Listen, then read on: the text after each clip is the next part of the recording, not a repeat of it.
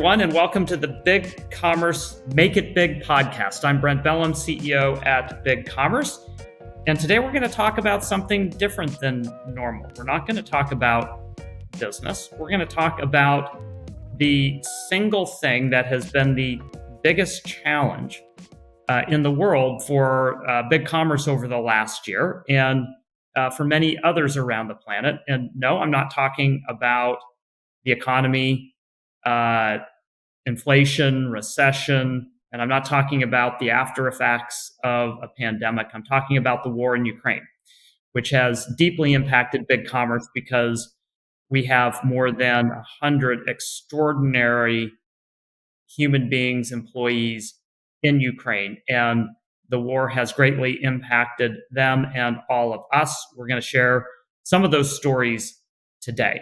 And today I will be joined live by two of our extraordinary Ukrainian employees. First is Kristina Pototska, who is the unbelievable product manager for, among other things, our multi-storefront capabilities. Basically, she brought to market the biggest, boldest product release in BigCommerce company history. And she did that in the middle of a war. And she's going to tell you about that. As well, we are joined by Bohdan. Pronounce your last name, Bohdan Hodzenko. Yep, right. Who is a product designer for B2B and multi-storefront features. So he works with Kristina on that. And let me provide a little bit of context before I start asking the two of them questions. So context is it won't surprise anybody in the world of e-commerce platform technology that BigCommerce has a large presence in Ukraine. Why? Because Ukrainian engineers have played instrumental roles in the development of multiple e-commerce platforms over the years, most notably Magento. And in terms of the history of Magento, after they were bought by Adobe back in, I don't know what the year was, maybe 2016 or 2017, Adobe relocated their European engineering outside of Ukraine. And all of a sudden, the most experienced engineers in the world who had built at the time the largest e-commerce platform in the world were looking for opportunities. And we seized on that, having already a few ex-Magento employees from Ukraine at BigCommerce, and proceeded to open up our own operations in Ukraine. I believe that was 2018, because by 2019, we had a full-fledged office in Kyiv. I visited that office for the first time in 2019 and saw just the beauty of that city, that country, and our employees there.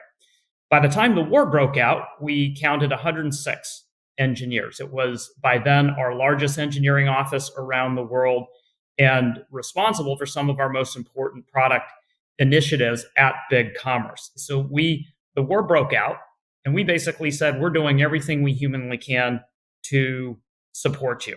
So no questions, no approval required to take any time off to relocate, to get to safety, to decide, take care of your family, to decide if you want to enlist or serve. We're going to keep paying you.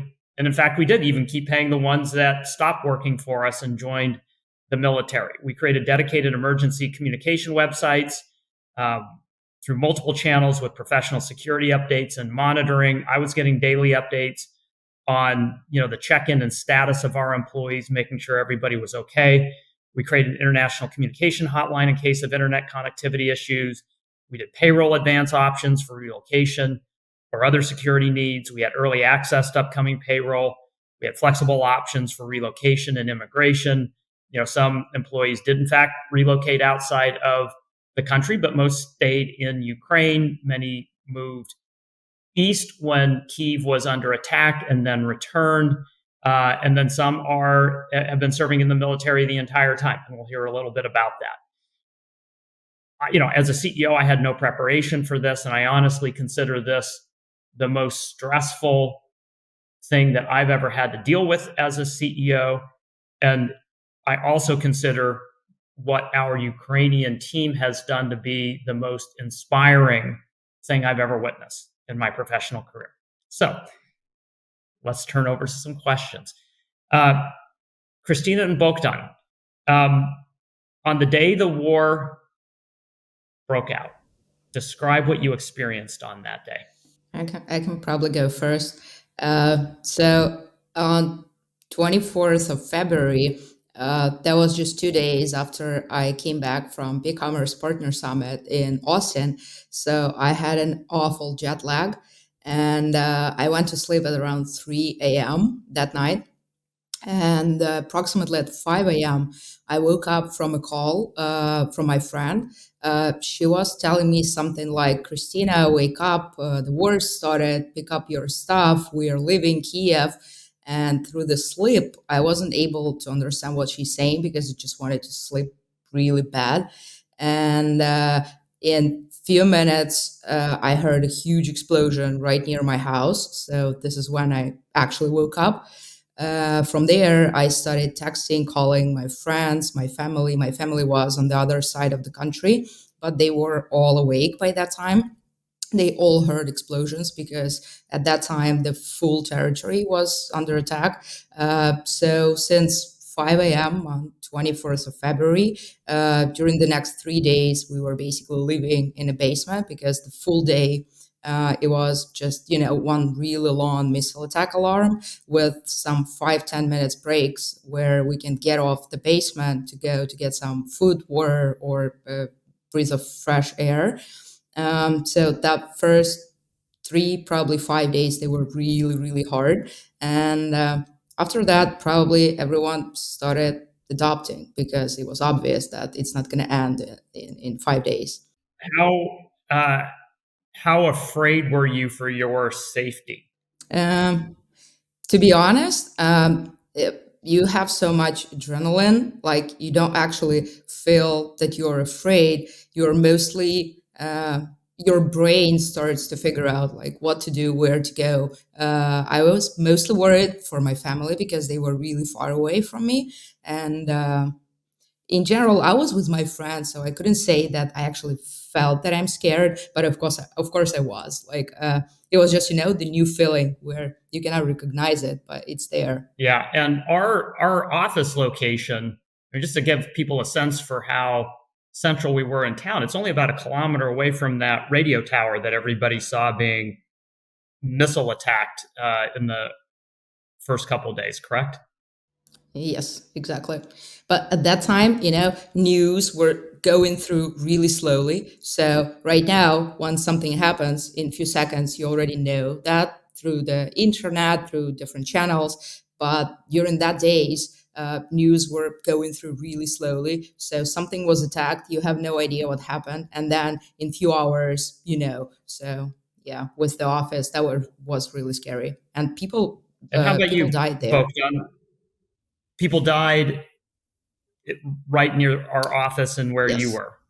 Yes, yes, exactly. Near the office, near the radio station. Yep. Yeah. Bohdan, how about you?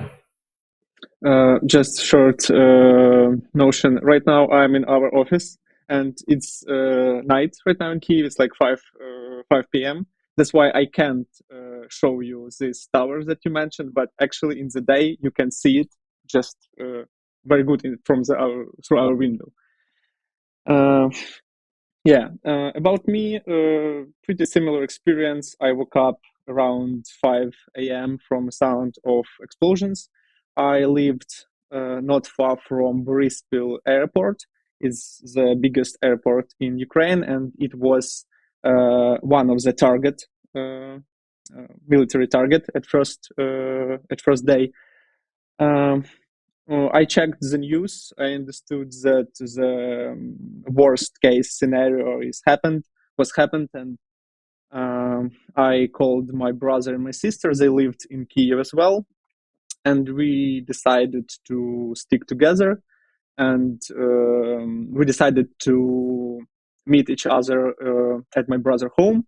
And I just went to my brother's home. And when I arrived, he met me, and we saw two military jets very close above us. Actually, we heard them, and then we saw them because it was very, very loud. and we didn't know if it's our which jets they are, and it was very scary moment.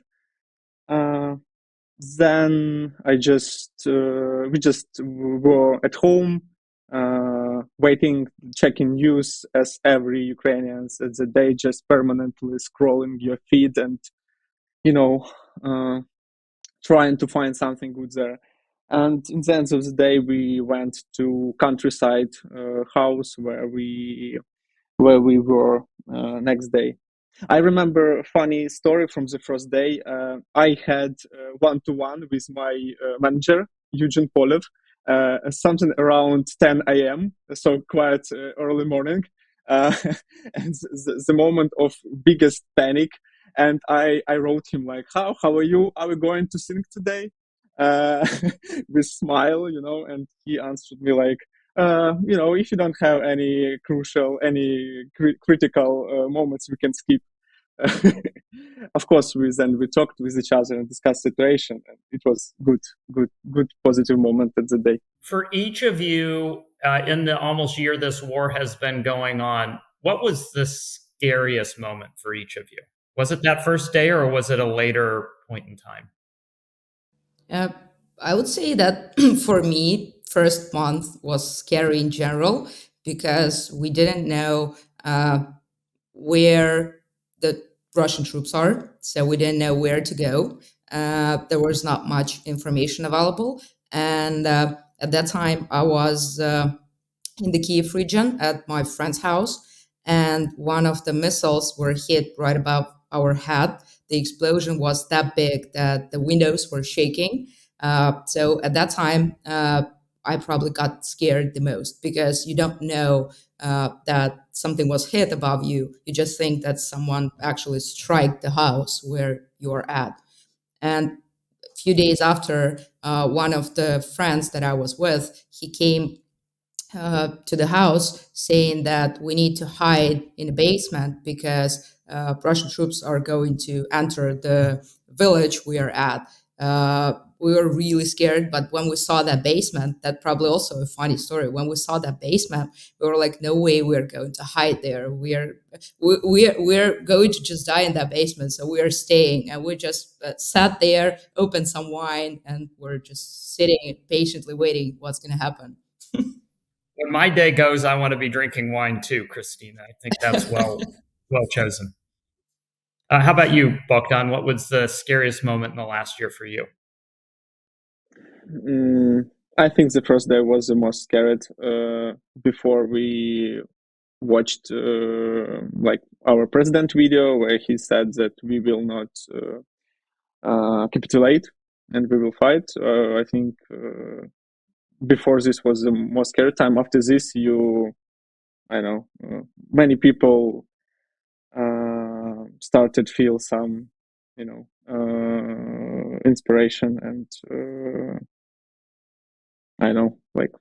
power to handle it.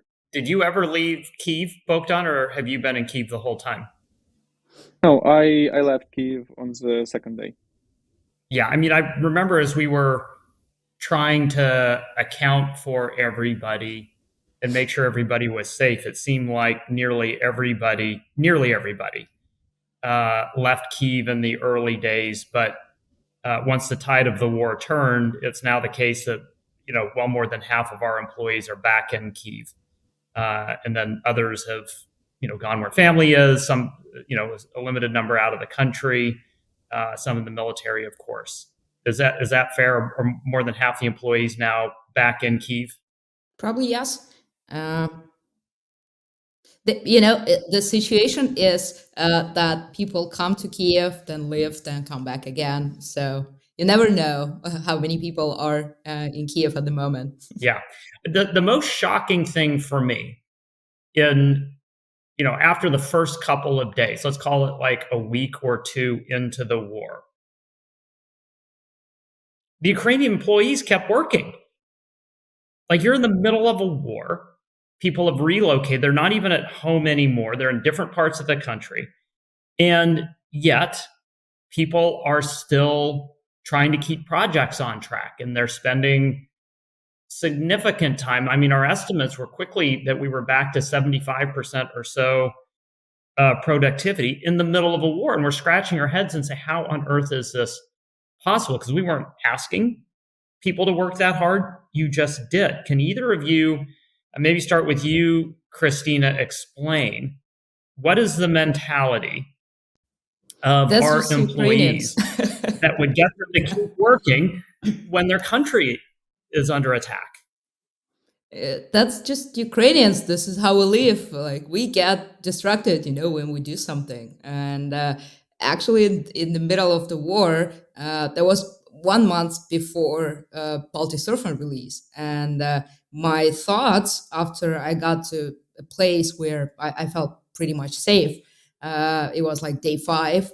My thoughts were, we've been working on this for almost 3 years. There is no way that this war is going to basically get this release screwed up. So I was pretty sure that if the team has capabilities to work, we are going to deliver that one way or another. And we have an internal Multi-Storefront team Slack channel.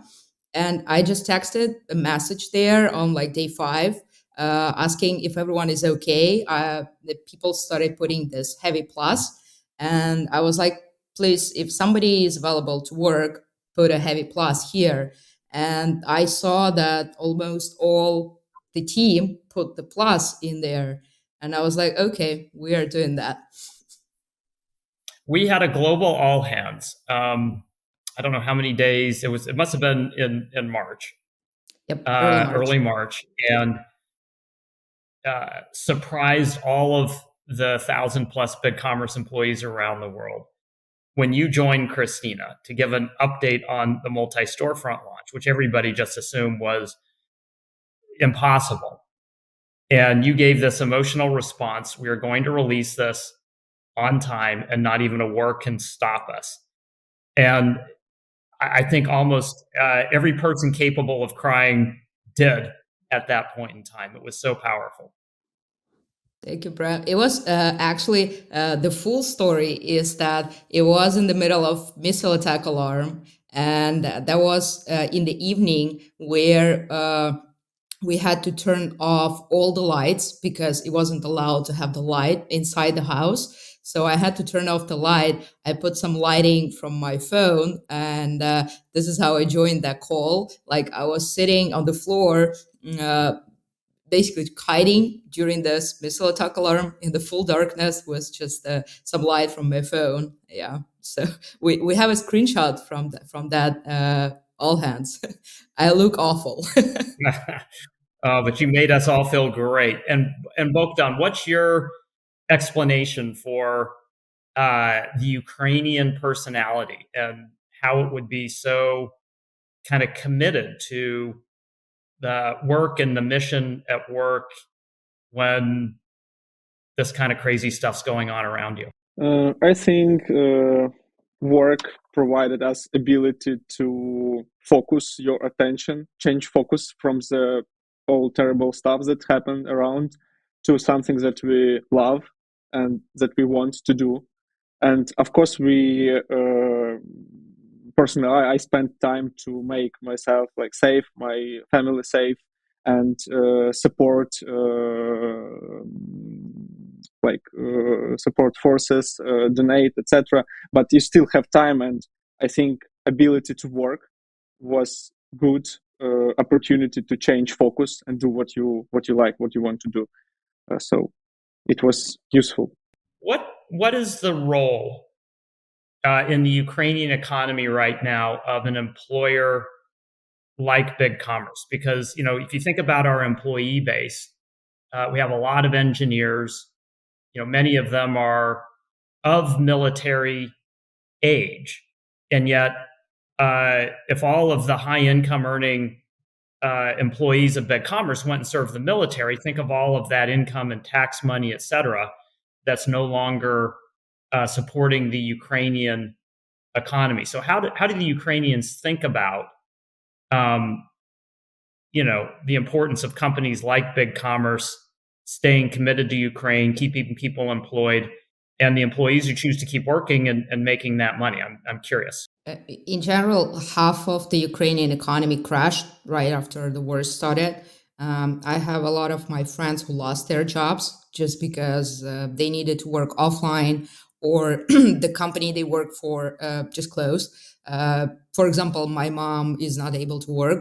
She has her own apparel offline shop. It's closed since February 24th. So for a lot of people in Ukraine, tech companies is the only source of income, not only for them, but for their whole families. So I think that the importance that this business is still running in Ukraine is huge. And I actually saw statistics recently that the revenue brought by tech companies to Ukraine grew 10% compared to the last year. So I have no, I mean, to 2021. I have no idea how uh, tech companies managed to do that during the war, but they did. So it was not unusual for BigCommerce to stay fully committed and fully productive and our employees. You're saying it sounds like that's true of a lot of the tech companies. I would say I'm happy that BigCommerce did that. I don't care Right. about other tech companies. Well, we care so much about our employees, and you're essential. It's like, uh, on a human and a professional level, there was never a second of doubt about, our doing everything we could to support you and keep you all safe and keep you all productive too, if that's possible. Is there a bright spot to any of this? Anything you've seen from your companions that's been inspiring or reassuring during the war? When the war started, we had four BigCommerce teammates who joined armed forces, and that was pretty unexpected for everyone. For example, we have one software engineer from multi-surfing team.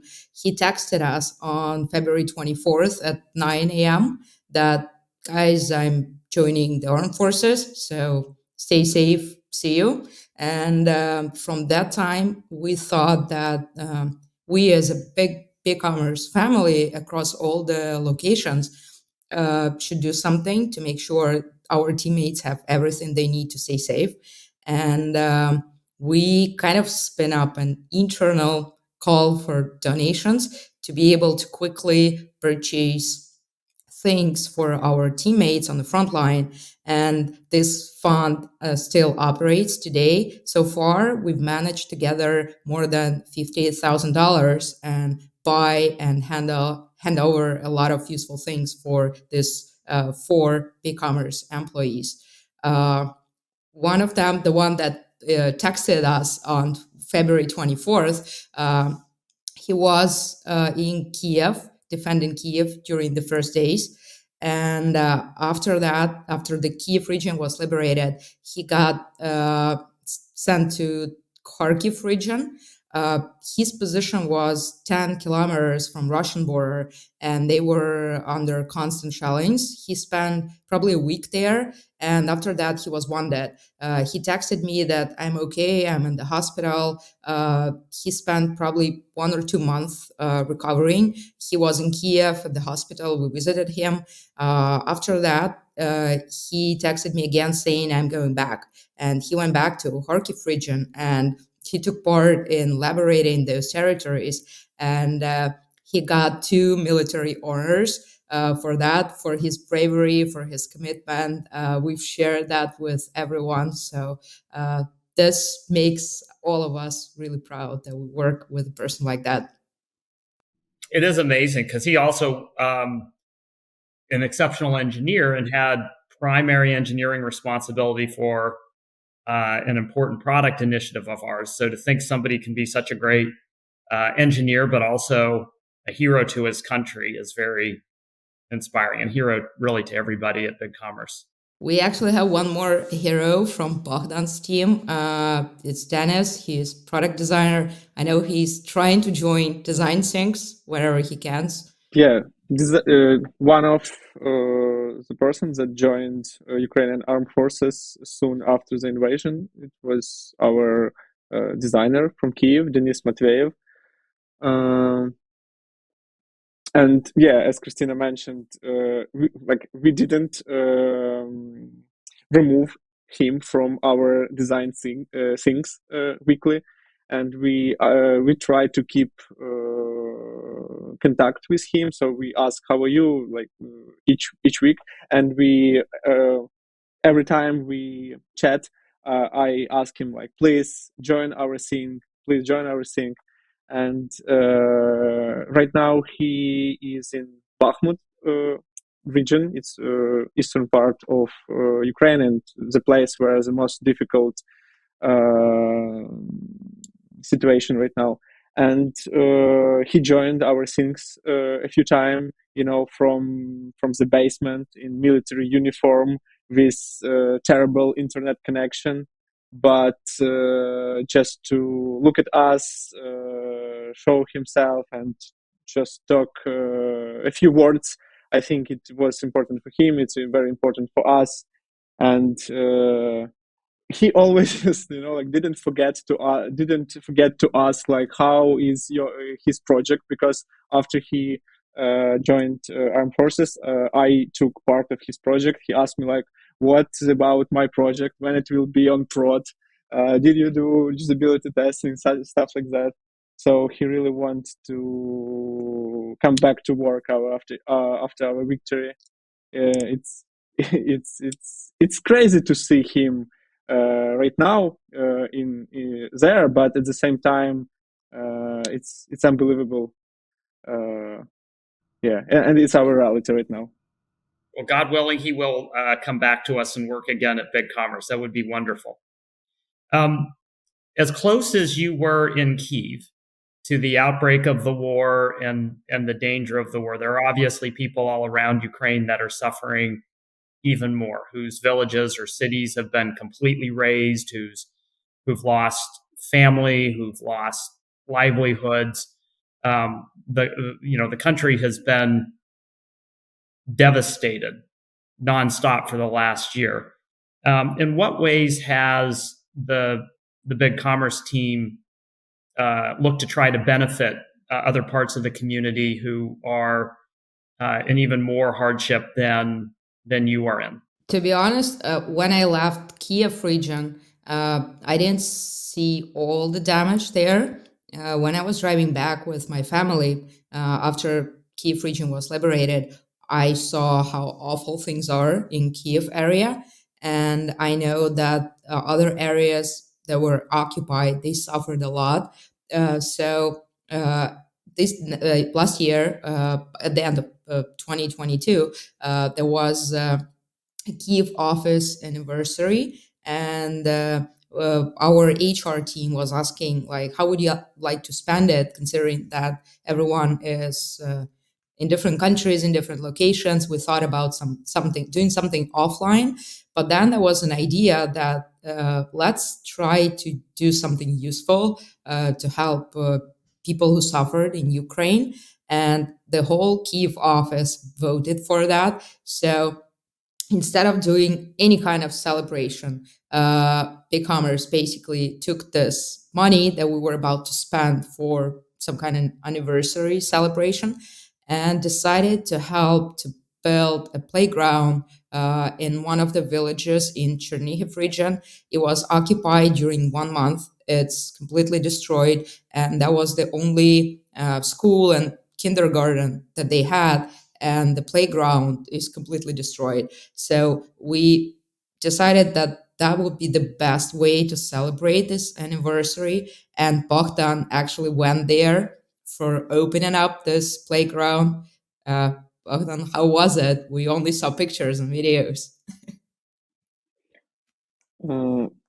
Just a few words about context of this village. As Kristina mentioned, it was occupied during the months.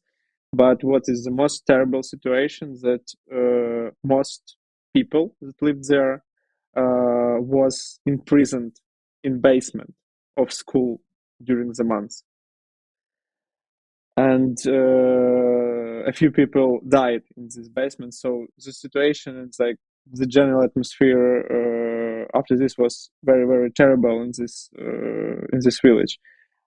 and as Kristina mentioned, part of building were destroyed, and situation very bad. And of course, government can't rebuild everything very quickly.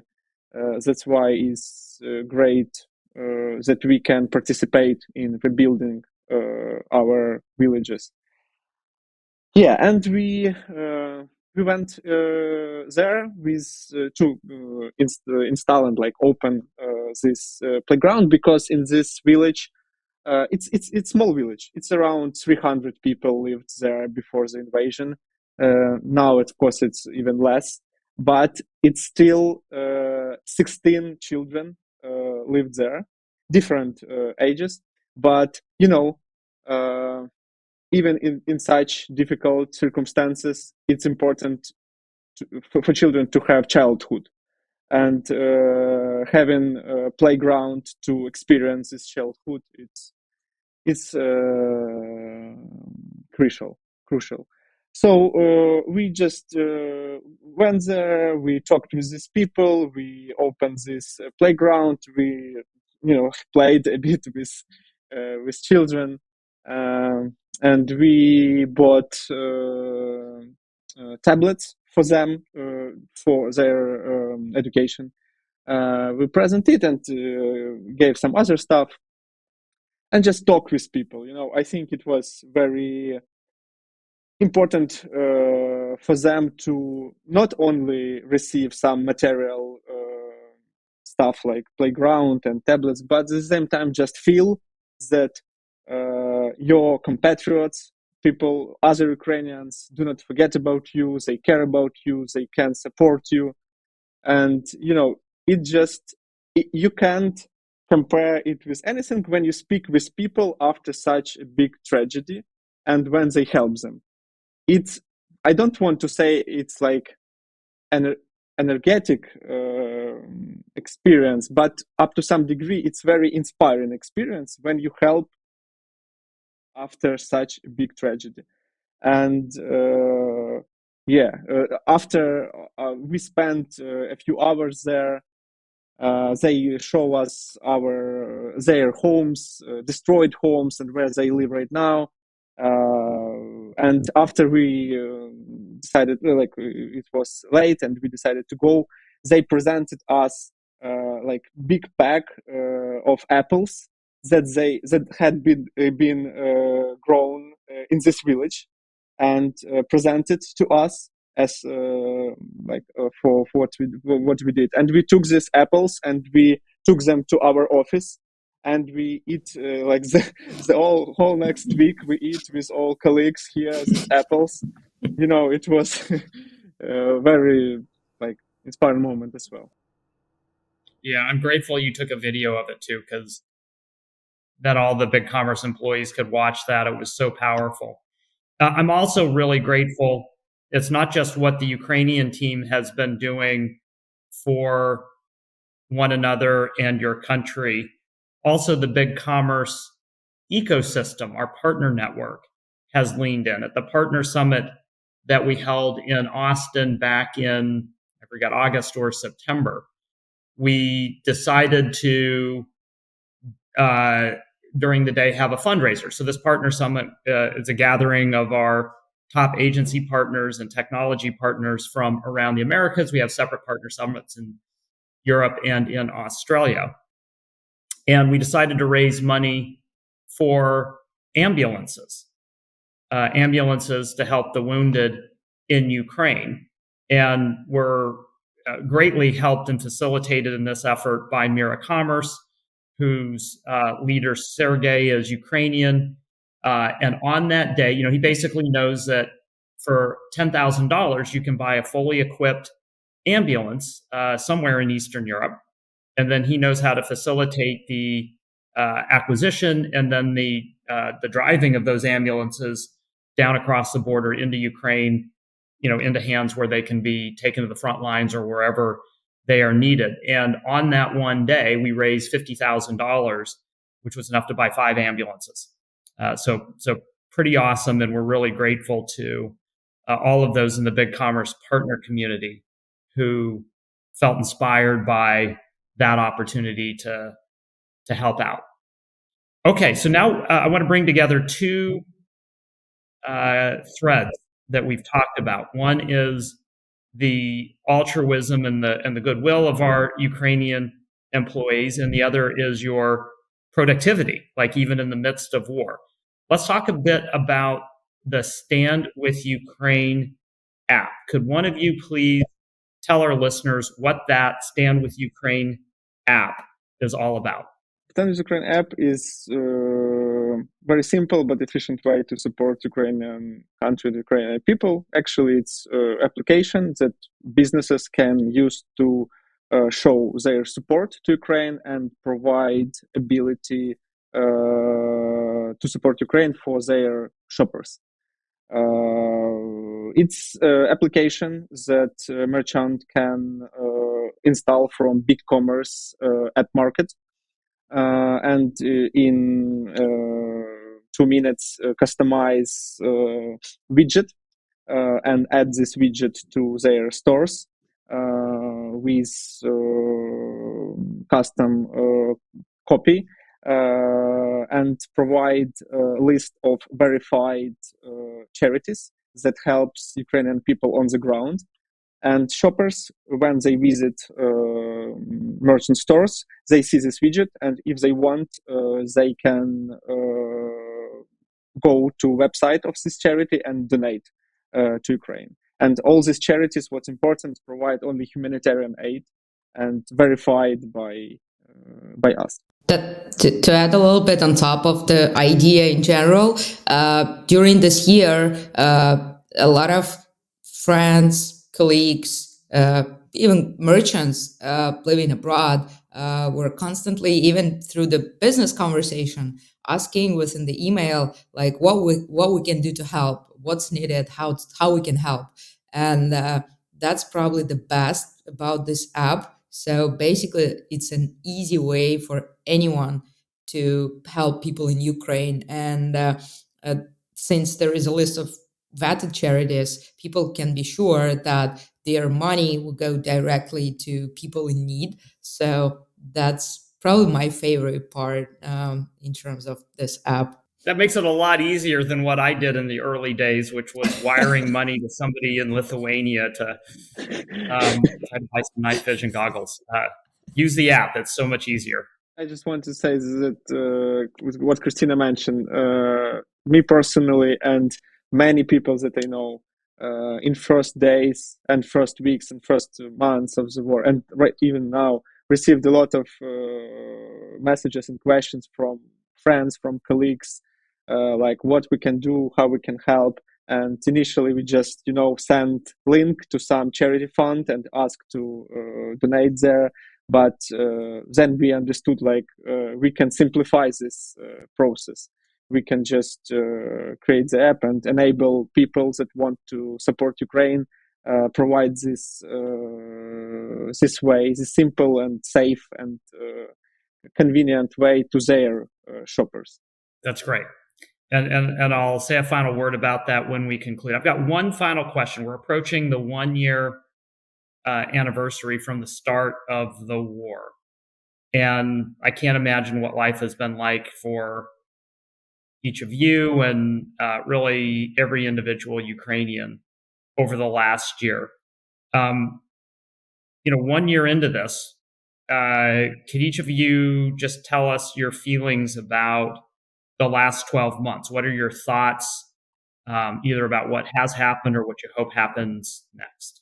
I would say that was a hard, stressful year from one hand.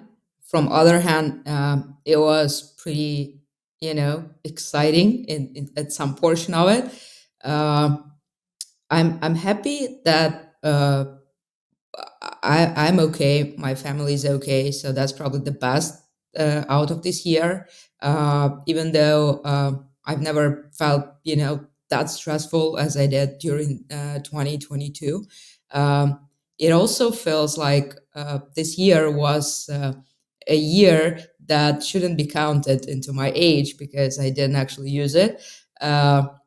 So in general, I would say that we've felt a lot of stress on one hand. On the other hand, I've seen met a lot of amazing people that I would probably never meet if this war hadn't break out.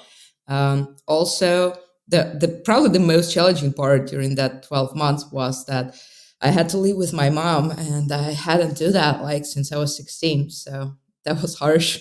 It's still hard, but I'm trying. That's funny. How about you, Bogdan? It may sound strange, but I think that this time provided me some new meanings in life, and for many other people as well. So right now we like feel that we part of something bigger, and our actions really matter, really make a difference. So yeah, I think of course it's terrible time, but at the same time it's time of new meanings, new inspiration moments for each of us.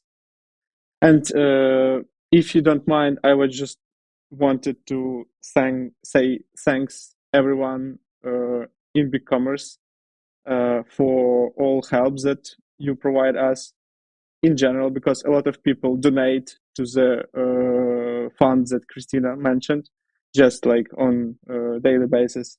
Many people joined our initiative with Stand with Ukraine app. People from USA and from Australia helped us to create this app and create open source solutions that we have right now. So now it's available, accessible not only for BigCommerce merchants, but for everyone. Anyone can install this widget on their website. And I want to say, like, thanks everyone who support Ukraine. It's very important for us, and we're very grateful for this.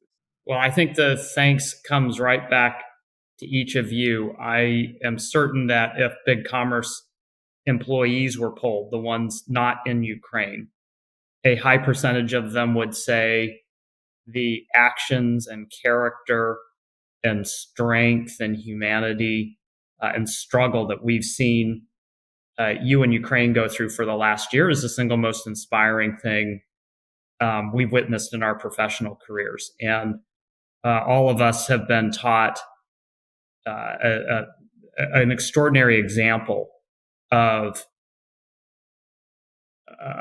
courage, of character, of commitment. I mean, we've learned a lot through you, and our hearts are inextricably tied to your safety and ultimately, hopefully, getting out of this struggle with peace and autonomy and freedom that you fought so hard to and just deserve as human beings. All human beings deserve that. So thank you for the inspiration that you've given back to us. We are so proud of you and so grateful that we're all a part of this professional and life journey together. So thank you. Thank you, Brent. As Bogdan said, I don't think we would manage to go through this year like that without all the support that we had and felt. So we do feel cared of and appreciated. So that gives Ukrainian people in general the power to face what's happening. So thanks. Wonderful. All right. So as we wrap up, I'm going to say first, thank you to Kristina and Bohdan for your time and your stories today. You're so valued by all of us here at BigCommerce, and I'm sure that our listeners to this podcast greatly enjoyed hearing your firsthand accounts of what's occurred over the last year. I also want to thank our employee resource group for military veterans and first responders. Be United.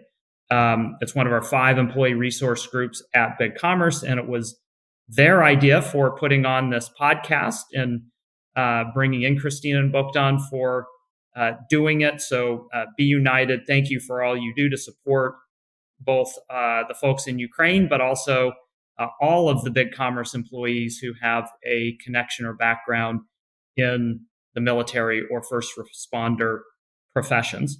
want to thank everybody in the Ukraine team because Kristina and Bohdan were representing all of you and all of your stories. Our deepest gratitude. I also want to do a shout out to our partner, BigCommerce, who has been such a wonderful partner to BigCommerce over the last year, and ways in which we have activated in the States to help support our Ukrainian employees in the country of Ukraine and all those injured or impacted by the war. And then finally, if you would like to help yourself, please look up the Stand with Ukraine app. It's in the BigCommerce App Store, or you can grab the custom script and use it on any website. All of the organizations where the donations go have been pre-vetted. And so if you donate to those, I think you can have confidence that the funds will go to outcomes that truly do benefit those impacted in Ukraine. Ukraine, our hearts are with you. We are praying for peace and freedom and safety and, basically a rising from the ashes where Ukraine is stronger, safer, healthier, and more prosperous than ever before, and that sooner rather than later, so that the hardship can end. Thank you, everybody, for listening to this Make It Big podcast. And until the next one, please be well.